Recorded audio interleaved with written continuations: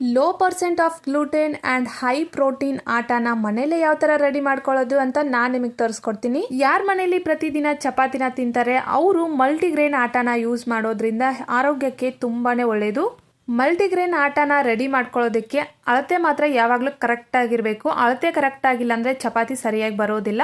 So ಹಾಗಾಗಿ ನಾನಿಲ್ಲಿ ಮೊದಲಿಗೆ ಅಳತೆ ಮಾಡ್ಕೊಳ್ತಾ ಇದ್ದೀನಿ. 2 kg ಅಷ್ಟು ನಾನು ಗೋಧಿನ ತೊಗೊಂಡಿದ್ದೀನಿ. ಇದನ್ನು ನಾನು ಸರಿಯಾಗಿ ಕ್ಲೀನ್ ಮಾಡ್ಕೊಂಡು ತೊಗೊಂಡಿದ್ದೀನಿ. ನೀವು ಬೇಕಿದ್ರೆ ಇದನ್ನ ಒಂದ್ಸರಿ ತೊಳೆದ್ಬಿಟ್ಟು ಬಿಸಿಲಲ್ಲಿ ಕೂಡ ಒಣಗಿಸ್ಕೋಬಹುದು. ನಾನಿವಾಗ ಗೋಧಿನ ಅಳತೆ ಮಾಡಿ ತೆಗೆದಿದ್ದಾದ್ಮೇಲೆ ಇದೇ ಪಾತ್ರೆಗೆ ನಾನು ಎಲ್ಲ ಥರ ಕಾಳುಗಳನ್ನು ಸೇರಿಸ್ಕೊಳ್ತಾ ಇದ್ದೀನಿ. 1 ಲೋಟದಷ್ಟು ನಾನು ಹೆಸರು ಕಾಳನ್ನು ತೊಗೊಂಡಿದ್ದೀನಿ. 1 ಲೋಟದಷ್ಟು ರಾಜ್ಮಾ ಅನ್ನ ತೊಗೊಂಡಿದ್ದೀನಿ. ರಾಜ್ಮಾದಲ್ಲಿ ತುಂಬ ವೆರೈಟಿ ಇದೆ, ನಿಮ್ಗೆ ಯಾವ್ದು ಬೇಕೋ ಅದನ್ನು ತೊಗೊಳ್ಳಿ. ಆಮೇಲೆ ಇದೇ ಥರ ಕಾಳನ್ನು ಸೇರಿಸಿ ಅಂತ ಹೇಳಲ್ಲ, ನಿಮ್ಗೆ ಏನು ಇಷ್ಟ ಅದೆಲ್ಲನೂ ಸೇರಿಸ್ಕೊಳ್ಳಿ. 1 ಗ್ಲಾಸಷ್ಟು ಹುಳ್ಳಿ, 1 ಗ್ಲಾಸಷ್ಟು ಸೋಯಾಬೀನ್, ಆಮೇಲೆ ನಿಮ್ಗೆ ಏನು ಇಷ್ಟ ಅದನ್ನೆಲ್ಲನೂ ಸೇರಿಸ್ಕೊಳ್ಳಿ. ನಾನು ಇದನ್ನೇ ಸೇರಿಸಿ ಅಂತ ಹೇಳಲ್ಲ. ಜೋಳ ಬೇಕಿದ್ರೆ ಜೋಳನೂ ಸೇರಿಸಿ.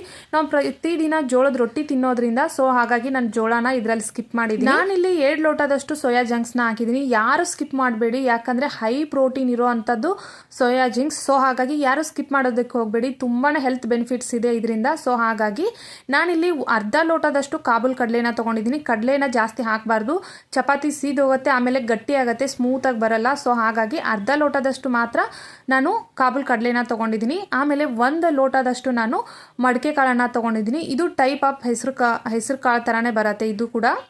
ನಾನಿಲ್ಲಿ 1 ಲೋಟದಷ್ಟು ಫ್ಲ್ಯಾಕ್ ಸೀಡ್ಸನ್ನು ತೊಗೊಂಡಿದ್ದೀನಿ. ಅಗಸೆ ಬೀಜ ಅಂತ ಹೇಳ್ತಾರಲ್ಲ ಅದು. ಯಾರು ಇದನ್ನು ಸ್ಕಿಪ್ ಮಾಡೋದಕ್ಕೆ ಹೋಗಬೇಡಿ, ಯಾಕಂದರೆ ಇದು ಡೈಜೆಷನ್ಗೆ ತುಂಬಾ ಹೆಲ್ಪ್ ಮಾಡುತ್ತೆ. ಆಮೇಲೆ rich in protein, fibre content ಇರುತ್ತೆ. ಸೊ ಹೆಲ್ತ್ ಬೆನಿಫಿಟ್ಸ್ ತುಂಬಾ ಇದೆ.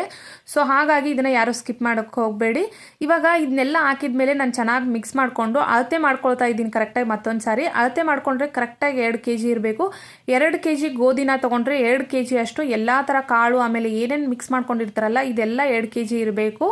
ನಾನಿವಾಗ ಇದಕ್ಕೆ ಗೋಧಿನ ಸೇರಿಸ್ಕೊಂಡು ಚೆನ್ನಾಗಿ ಮಿಕ್ಸ್ ಮಾಡಿಕೊಂಡು ಇದನ್ನ ಗಿರ್ನಿಗೆ ಹೋಗಿ ಪೌಡ್ರ್ ಮಾಡಿಸ್ಕೊಂಡು ಬರ್ತೀನಿ. ಹಿಟ್ಟನ್ನು ಬೀಸ್ಕೊಂಡು ಬಂದಿದ್ದಾದಮೇಲೆ ಚಪಾತಿ ಮಾಡಿದಾಗ ಇಷ್ಟು ಸಖತ್ತಾಗಿ ಬರುತ್ತಲ್ಲ ಚಪಾತಿ, ಟೇಸ್ಟ್ ಅಂತೂ ಅದ್ಭುತವಾಗಿರುತ್ತೆ.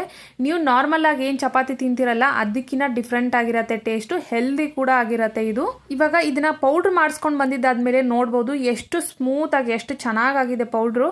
ಇದನ್ನು ಚಪಾತಿ ಮಾಡಿ ನಾನು ನಿಮಗೆ ತೋರಿಸ್ತೀನಿ. ನಾನು ಮಿನಿಮಮ್ ಇದನ್ನು 20 to 30 ಮಿನಿಟ್ಸ್ ಹಿಟ್ಟನ್ನು ಮೊದಲೇ ಕಲಸಿಡ್ತೀನಿ. ಯಾಕಂದರೆ ಹಿಟ್ಟು ಕಲಿಸ್ಕೊಂಡಿದ್ದ ತಕ್ಷಣ ಚಪಾತಿ ಮಾಡಿದರೆ ಅಷ್ಟು ಚೆನ್ನಾಗಿ ಬರಲ್ಲ. ಸ್ವಲ್ಪ ನೀವು ಒಂದು 20 ಮಿನಿಟ್ಸ್ ನೆನೆಯೋದಕ್ಕೆ ಇಟ್ಟರೆ ಸಖತ್ ಸಾಫ್ಟಾಗಿ ಬರುತ್ತೆ.